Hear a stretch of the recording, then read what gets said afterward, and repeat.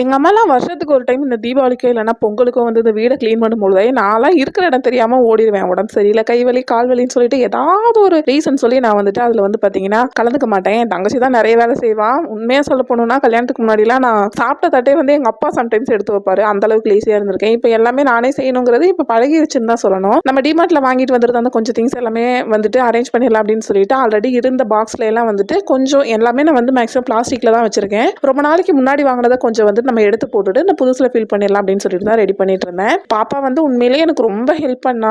இந்த வாஷ் பண்ணி வச்சதெல்லாம் தொடச்சி தரதாகட்டும், உட்காந்துட்டு சின்ன சின்ன வேலை செஞ்சு தரது, ரீஃபில் பண்றதுன்னு சொல்லிட்டு அவ்வளோ ஹெல்ப் பண்ணா. அவ இல்லை அப்படின்னா எனக்கு வேலை வந்துட்டு முடியறதுக்கு ரொம்ப டைம் எடுத்துருக்கும். ரொம்பவே கஷ்டப்பட்டிருப்பேன். இன்னும் கொஞ்சம் ஒர்க் இருக்கு, அதெல்லாம் நான் அடுத்தடுத்த வீடியோல காமிக்கிறேன். சிவா டெக்ஸ்டைல் போயிருந்தப்போ அங்க வந்துட்டு பாத்தீங்கன்னா இந்த 2000க்கு மேல வாங்கினா ஒவ்வொரு கிஃப்டா தருவாங்க பாத்தீங்களா.